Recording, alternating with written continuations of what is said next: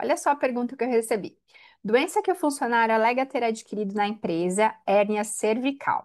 Só faz o CAT após o INSS? Muita informação aqui.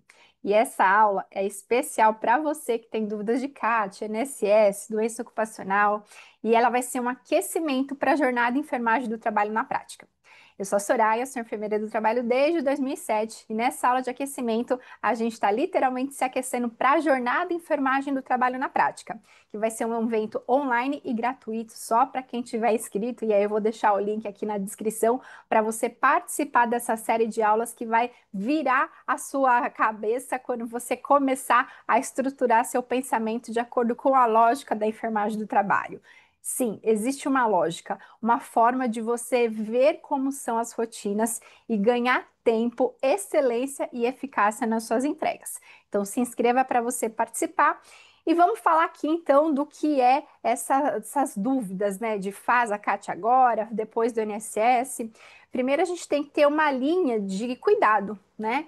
Então, se a gente tem um profissional, trabalhador, que diz para a gente da enfermagem, para o médico do trabalho, para o SESMIT como um todo, que ele tem uma doença cervical, que ele alega ser do trabalho, isso precisa ser literalmente investigado, né? Por que que tem que ser investigado? Para ver se existe na atividade daquele profissional o risco para a cervical, se existe uma postura inadequada, se existem ferramentas que dificultam a atividade, ele fica numa postura ruim, o tempo de exposição, né? Se ele tem uma lesão. Então, quando ele alega ter qualquer doença, ele, trabalhador, precisa confirmar o diagnóstico com o especialista e a empresa precisa confirmar se aquele diagnóstico tem ou não relação com a atividade que ele executa na empresa. Então, esse processo a gente comumente chama dentro das empresas de investigação, porque é um time multiprofissional que vai avaliar a pessoa, a atividade, o ambiente, para determinar se aquele diagnóstico tem relação com o trabalho. Então, ele pode estar diretamente relacionado ou ele pode ser agravado por aquela atividade. Independente da causa principal ou da causa que agravou, né, a concausa que a gente diz dentro das empresas, os dois se equiparam a uma doença ocupacional. Então, se isso for confirmado, se a alegação do trabalhador for confirmada, a empresa reconhecendo isso precisa abrir a CAT. E aí ele vai para o INSS somente se o afastamento for superior a 15 dias.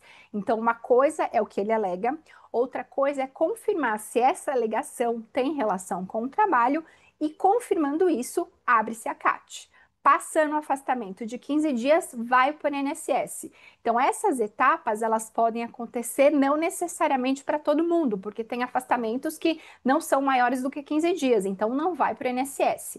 Até 15 dias, o pagamento é da empresa. A partir de 16 dias, conforme está na lei, é o INSS que vai custear um benefício, né, uma parte em dinheiro, para que a pessoa tenha lá condições de sobreviver, de se cuidar enquanto está em tratamento.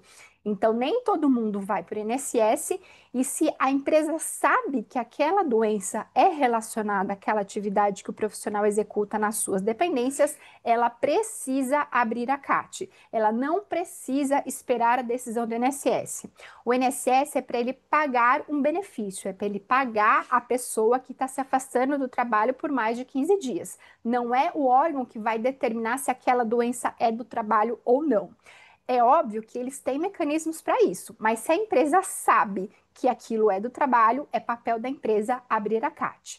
Se a empresa pula essa parte, né, encaminha o trabalhador que tem um afastamento lá, que ele alega ser a doença cervical ser do trabalho, e ele vai para o INSS sem ter essa investigação, o INSS pode conceder um benefício acidentário, reconhecendo que essa doença tem relação com o trabalho. Então, é importante ter esse posicionamento da empresa antes de ir para o INSS, para avisar o INSS: olha, INSS, está aqui a CAT, existe uma doença que foi aqui adquirida na empresa, então, por favor, conceda o benefício com espécie acidentária B91. Então, esse é o papel da empresa quando ela reconhece. Quando ela não reconhece, ela pode fazer um relatório dizendo assim: olha, INSS, esse diagnóstico aqui de uma doença cervical, uma hérnia cervical, ela não tem relação com o trabalho. Nós investigamos, está aqui o resultado da investigação.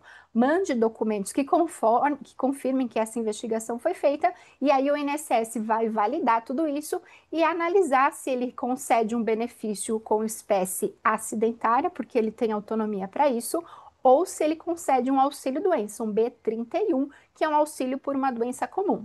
Então, veja que é papel fundamental da empresa analisar as condições ambientais para que dê subsídio para a decisão final do INSS. Lembrando que só vai para o INSS quem passar de 15 dias. Mas essa investigação, ela deve acontecer se tiver um afastamento de um dia. Se tiver uma queixa que pode ter relação com o trabalho, antes dessa queixa virar uma doença propriamente dita, é super importante que essa gestão, essa análise ambiental, esse comitê, né, de uma equipe multiprofissional seja atuante e avalie se aquela queixa tem relação ou não com o trabalho e, de qualquer forma, sendo uma queixa, ela precisa ser tratada. Então, são coisas que vão correr em paralelo: o tratamento daquela questão e a análise para ver se o ambiente de alguma forma favoreceu ou desencadeou essa doença que foi diagnosticada ou essa queixa que foi presente. Se você quer aprender mais sobre a enfermagem do trabalho, mais situações como essa, não deixa de seguir aqui o canal e, mais do que isso, se inscreva para a jornada. Eu tenho certeza que vai virar a chave da sua carreira para você ser seguro das suas decisões, para você dominar as rotinas da enfermagem do trabalho através de situações reais. Eu te espero na jornada.